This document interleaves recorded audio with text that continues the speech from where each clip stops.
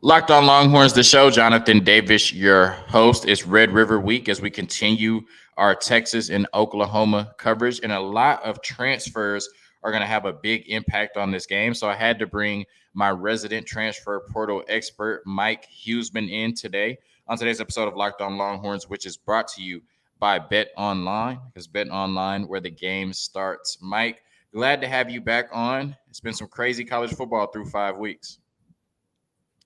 Has been. Yeah, it's I think we're in a place where the teams we're seeing at the top of the standings are probably the ones we expected to be there, though not all of them have been as impressive as we might have thought.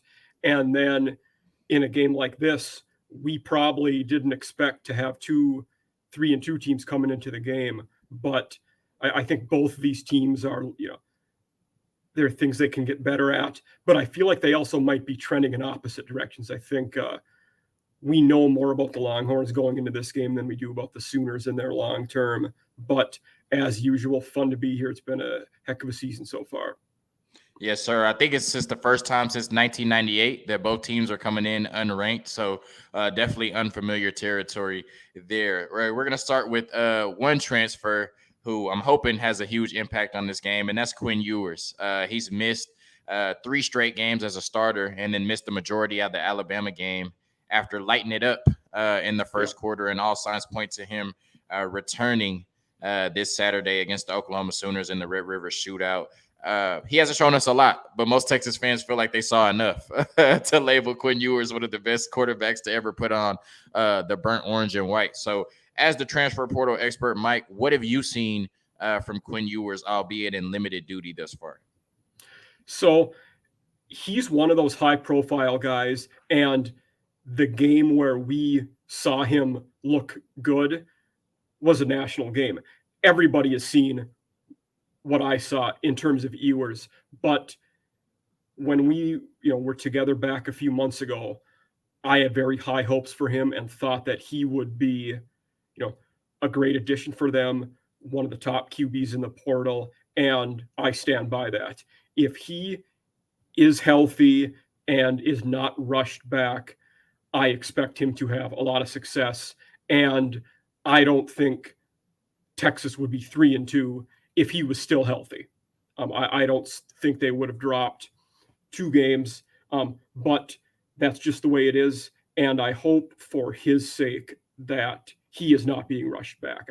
And I don't think Sark would do that. I think they will make sure he's healthy. Card is a capable backup, but I think for the long-term success of both the team and him, if he's healthy and ready to go, we'll see good things out of him.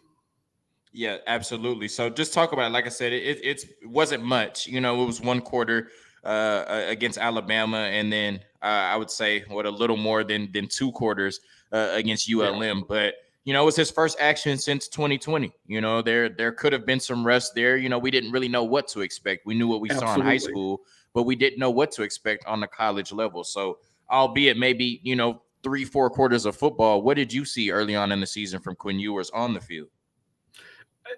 That the arm is still there. He has a very non-traditional way of throwing an arm angle, but it's like, he gets, the elbow and wrist are what he's using. And it seems like such an awkward motion, but then the ball just goes like a slingshot right to where he wants it to go. I mean, the natural arm talent is something you don't see very often in guys. I mean, there are not many guys playing on Sunday who have the natural arm talent that he does. It's really special and something that hopefully he can build the rest of his game around and have a great career that will last many more years, both in college and in the NFL. And I definitely think that will happen just because the natural talent is there. Everything we hear, points to him being a hard worker, good at his position, smart. And I think the tools all are there for him to have a lot of success. I absolutely agree.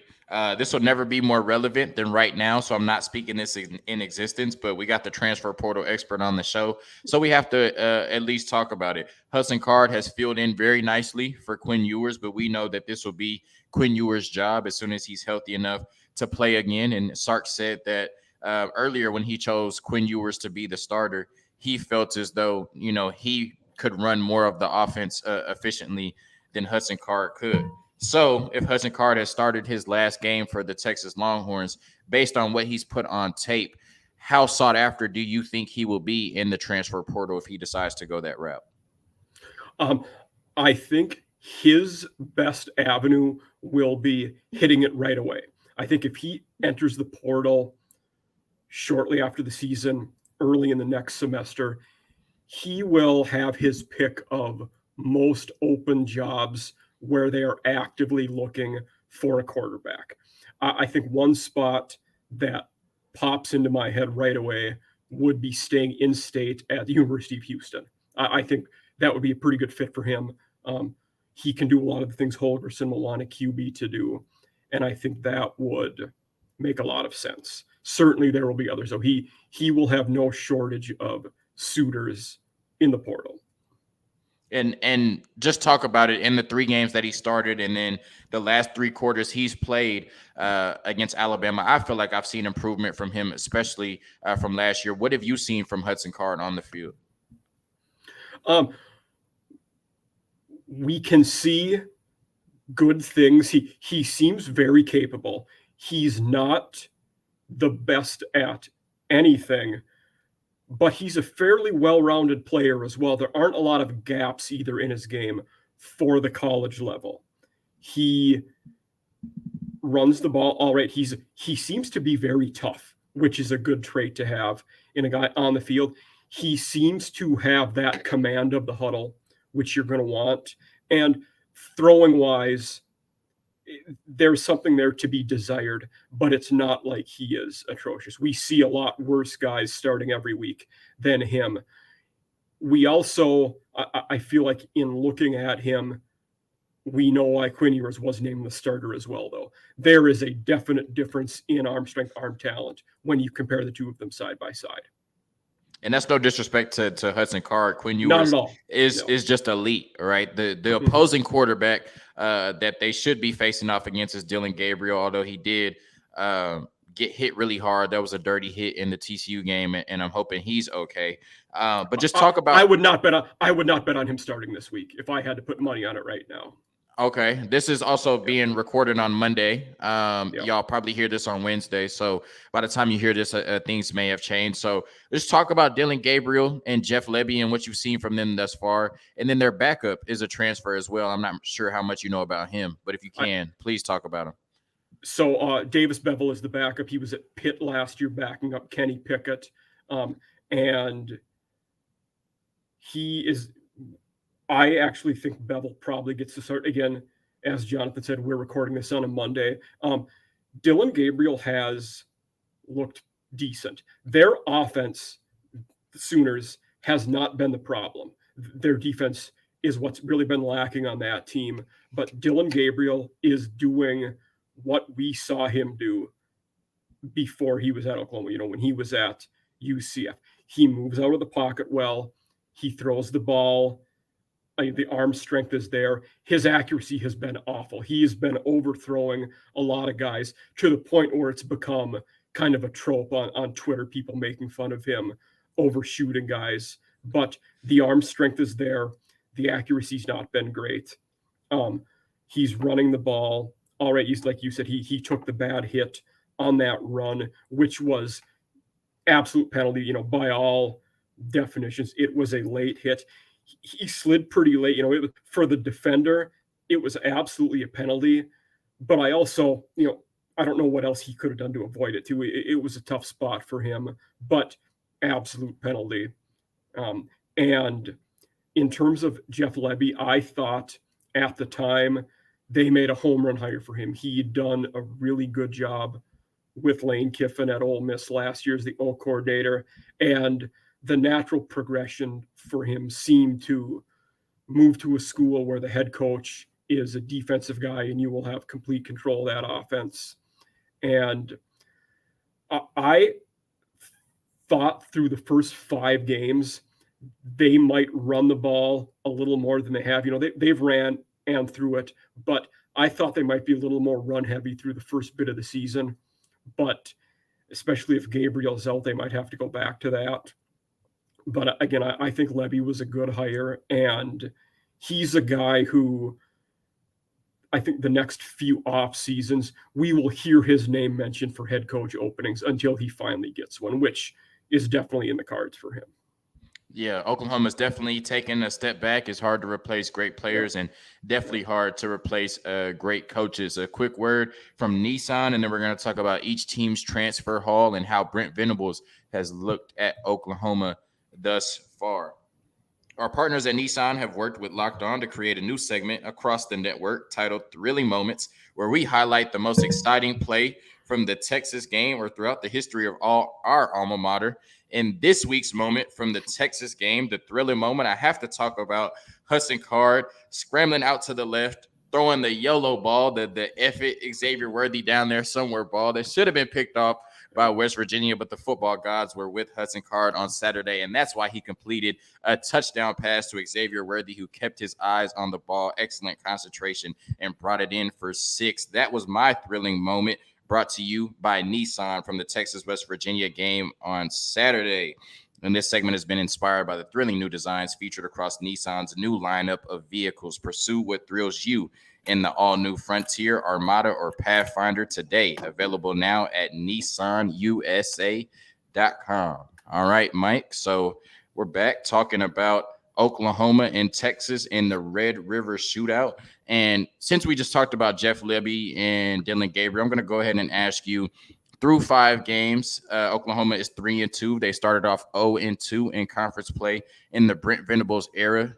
You talk about when you bring in a coordinator, at the least, they should be able to dominate on their side of the ball. And the Oklahoma defense has done anything but that, being down in the hundreds in rush defense and total defense. So what have you seen from Brent Venables thus far through 5 games?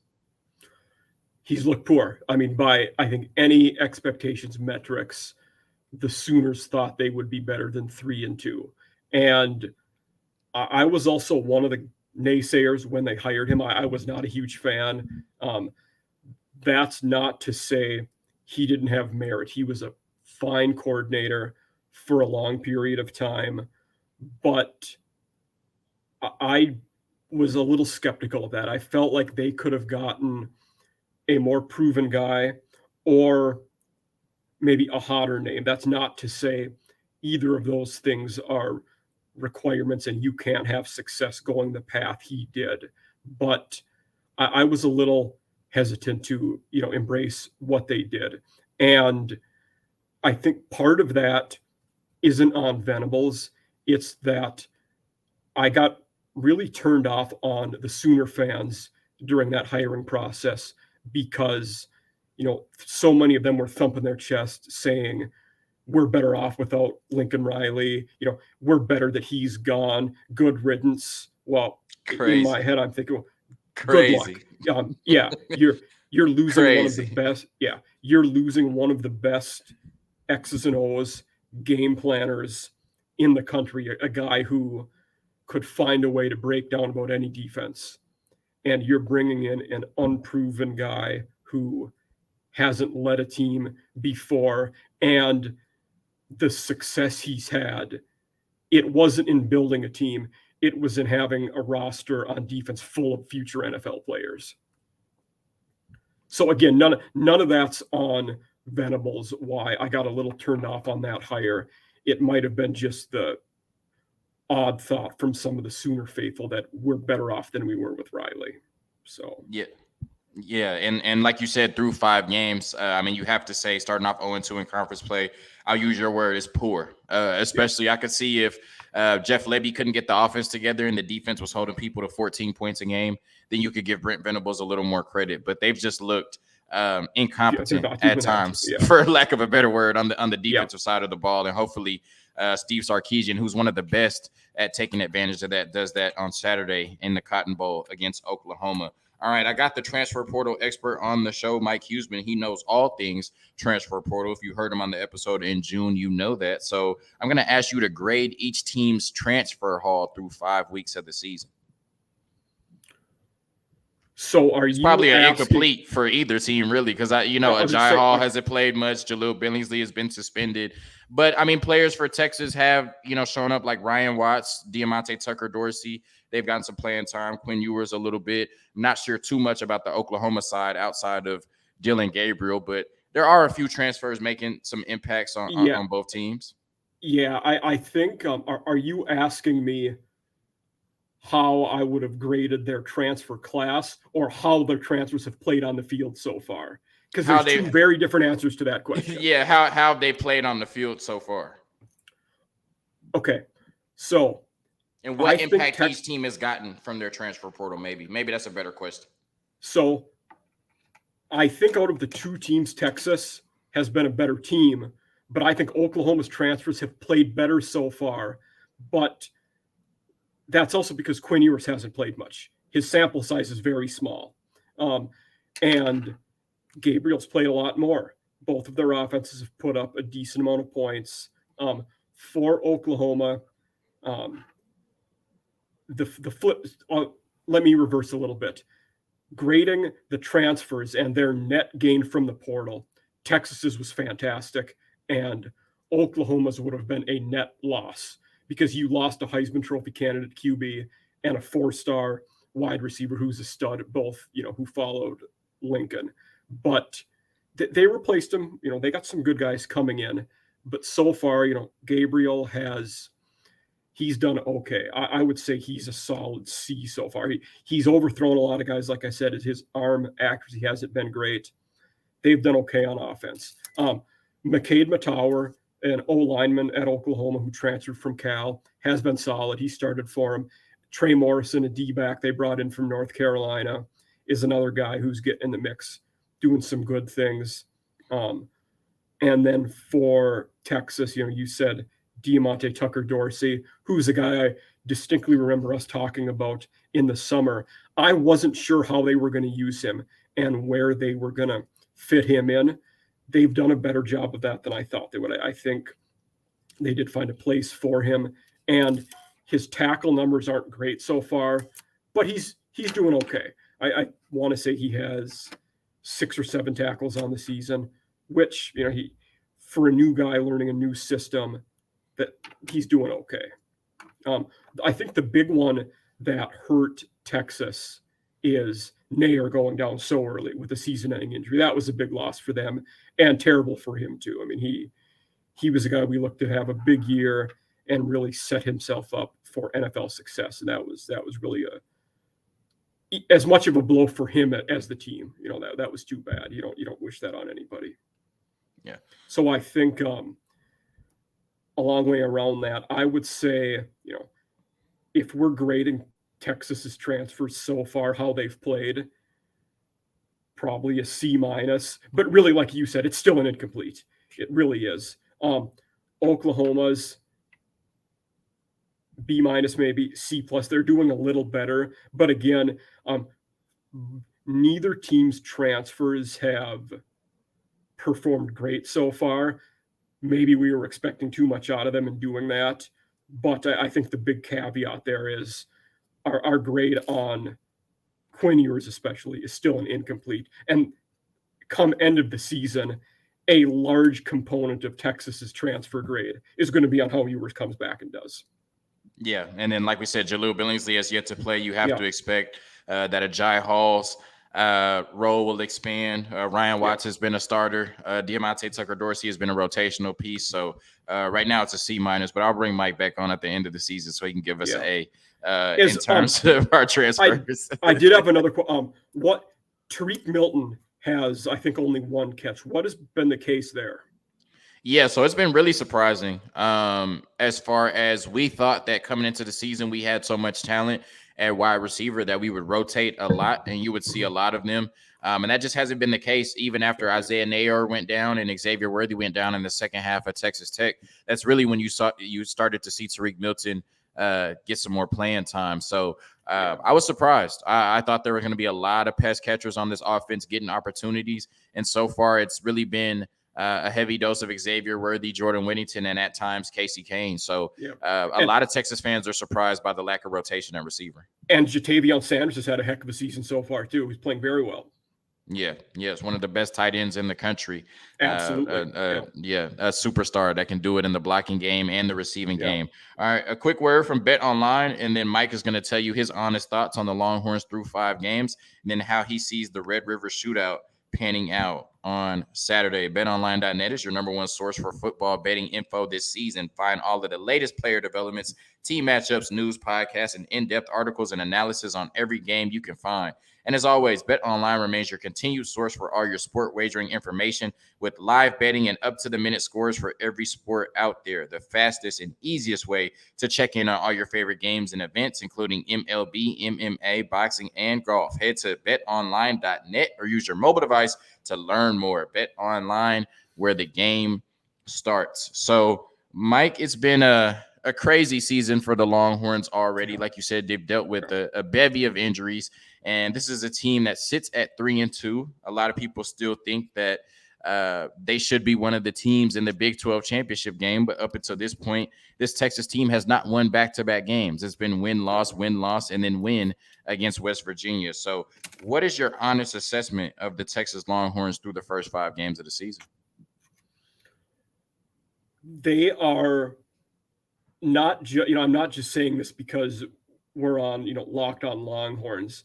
They are one of the teams at this point in the season through 5 games who I think we haven't seen the full article yet. It's tough to base the rest of the season on what we've seen out of them. I think we'll know more this week. Certainly after Oklahoma, Iowa State, Oklahoma State, I think we'll know what kind of team they have in the next 3 weeks. I always hate to say, a team is better than their 3-2 because I firmly believe you are what your record says you are, but they might be one of those teams that could be better than the 3-2 once they have their full arsenal healthy. Obviously, injuries are part of the game. We all know that. But with a healthy Quinn Ewers, they're probably not 3-2.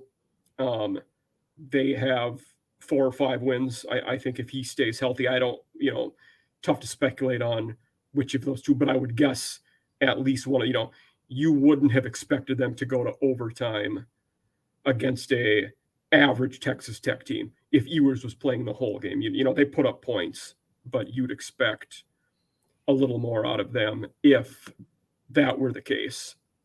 And they beat West Virginia, who right now is probably the worst team in the Big 12. Sad to say, Neil Brown is one of the, coaching hot seat is another one of the things I like to dabble into, and he's certainly on one of the hottest in the country right now.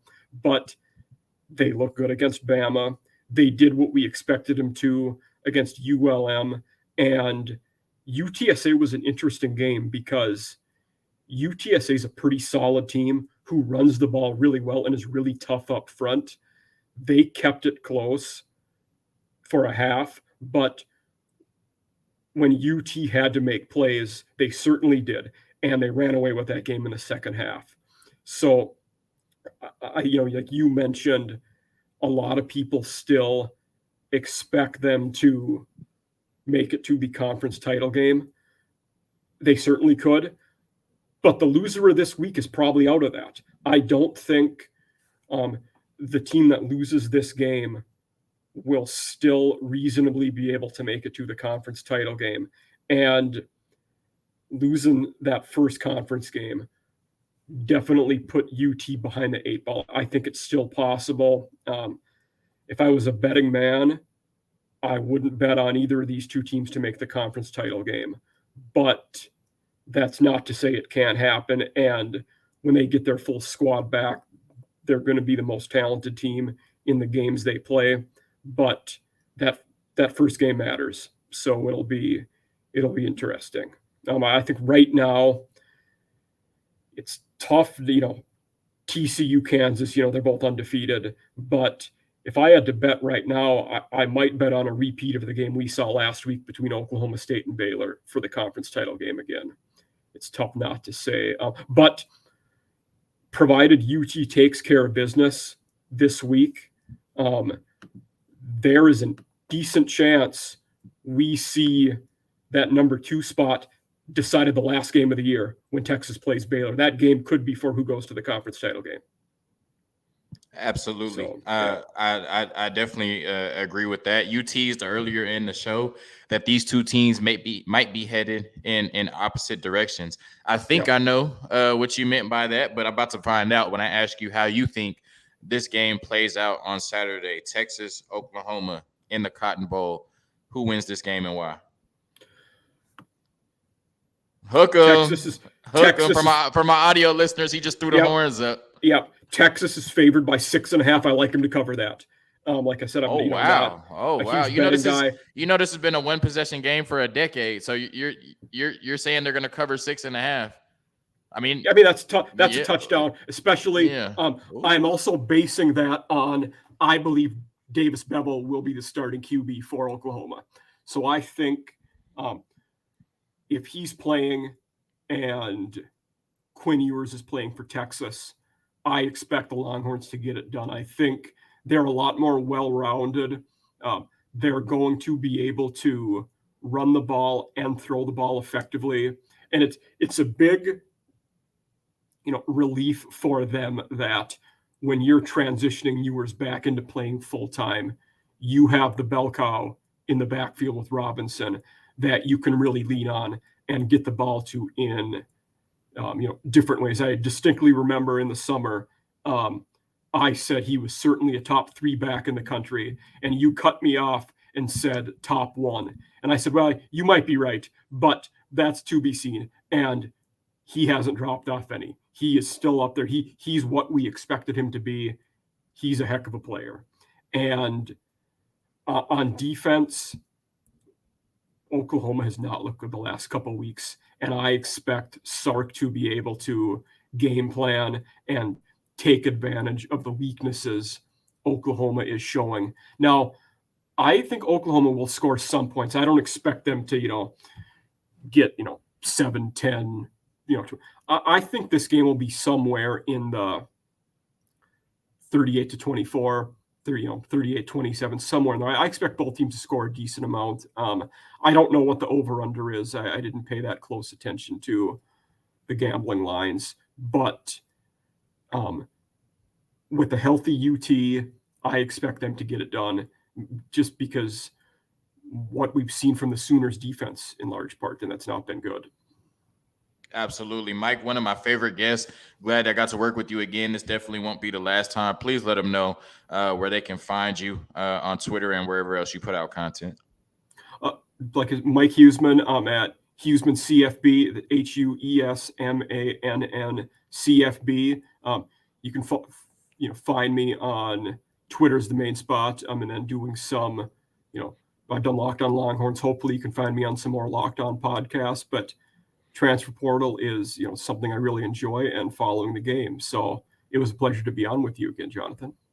Yes, sir. Red River Week. Get excited as Texas gets ready to knock off Oklahoma on Saturday in the Cotton Bowl. Hook 'em in peace. Yeah, absolutely.